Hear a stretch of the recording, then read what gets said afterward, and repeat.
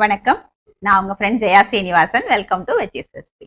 இன்னைக்கு நம்ம veggies recipe கிச்சன்ல ஹோட்டல் ஸ்டைல்ல புதினா சட்னி அரைக்க போறோம். இந்த புதினா சட்னி எல்லா டிஃபனுக்கும் பர்ஃபெக்டா மேட்ச் ஆகும். நல்லா டேஸ்டா இருக்கும். இந்த கிரீன் கலர் மாறாம பார்த்தாலே அப்படியே சாப்பிடணும் போல ஆசையா இருக்கும். ஃபர்ஸ்ட் டைம் சேனலை பாக்குறீங்கன்னா ப்ளீஸ் சப்ஸ்கிரைப் பண்ணுங்க. பெல் ஐக்கானை கிளிக் பண்ணி ஆல் ஆப்ஷன் கொடுத்தீங்கன்னா நான் போடக்கூடிய எல்லா வீடியோஸும் குவிக்கா வந்து உங்களுக்கு ரீச் ஆகும். வாங்க ஈஸியா இந்த புதினா சட்னி ஹோட்டல் ஸ்டைல்ல எப்படி அரைக்கிறதுன்னு பார்க்கலாம். ஹோட்டல் ஸ்டைலில் புதினா சட்னி பண்ணுறதுக்கு 2 கைப்பிடி அளவுக்கு புதினா, 1 கைப்பிடி அளவுக்கு கொத்தமல்லி, 2 டேபிள் ஸ்பூன் தேங்காய் துருவல், மற்ற எல்லா சாமானும் எடுத்து வச்சுருக்கேன்.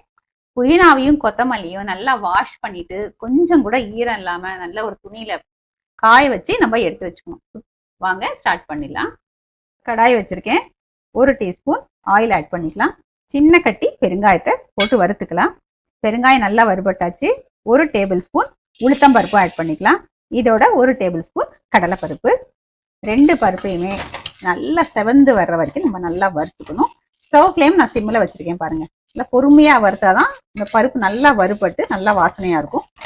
பாருங்க, பருப்பு நல்லா வறுபட்டாச்சு, நல்லா செவந்து வந்தாச்சு. ஸ்டவ் ஃப்ளேம் அந்த மாதிரி சிம்மில் வச்சு வறுக்கும் போது தான் பருப்பு உள்ள வரைக்கும் நல்லா பர்ஃபெக்டாக வறுபடும். அப்போதான் சட்னியில் வந்து நமக்கு அந்த பருப்போட பச்சை வாசனை இல்லாமல் நல்லா டேஸ்ட்டாக இருக்கும். இப்போ ஸ்டவ் ஆஃப் பண்ணிவிட்டு இது நம்ம வேறு பிளேட்டுக்கு ட்ரான்ஸ்ஃபர் பண்ணிக்கலாம். அதே கடாயில் 1 டீஸ்பூன் எண்ணெய் ஆட் பண்ணிக்கலாம். எண்ணெய் சூடானதும் நான் 3 பச்சை மிளகாய் ஆட் பண்ணுறேன். உங்கள் காரத்துக்கு தகுந்த மாதிரி போட்டுக்கலாம். 1/2 இன்ச்சு இஞ்சி தோல் சீவிட்டு பீசஸாக கட் பண்ணி இதுவும் சேர்த்துக்கலாம். பச்சை மிளகாயும் இஞ்சியும் லேசாக வதக்கிட்டு 2 டேபிள் ஸ்பூன் தேங்காய் துருவல் சேர்த்துக்கலாம். சின்ன பீஸ் புளி எல்லாத்தையும் நல்லா வதக்கி விட்டுப்போம். தேங்காய் சேர்த்ததுக்கப்புறம் ரொம்ப வதக்கணும்னு அவசியம் இல்லை. லேசாக கொஞ்சம் வாசனை வர வரைக்கும் நம்ம வதக்கிட்டா போதும்.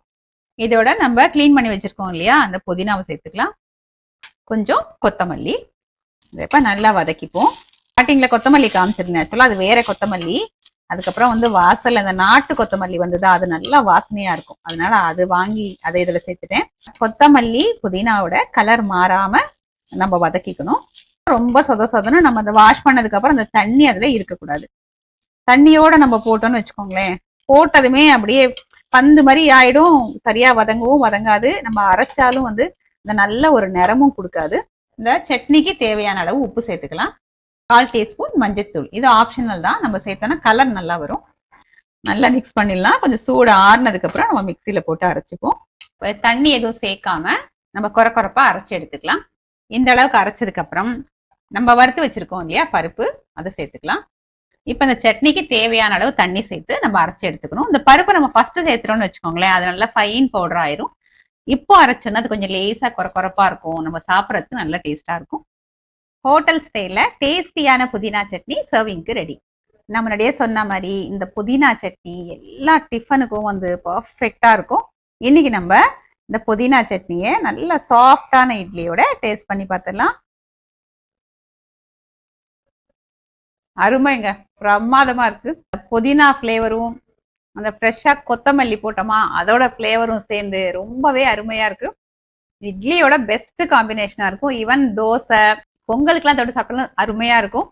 இது no onion no garlic recipe கூட நம்ம என்னைக்கு வேணாலும் நம்ம பண்ணி சாப்பிட்டுக்கலாம். புதினாவும் சரி கொத்தமல்லியும் சரி ரெண்டுமே வந்து ரொம்ப நல்ல ஹெல்தியானது.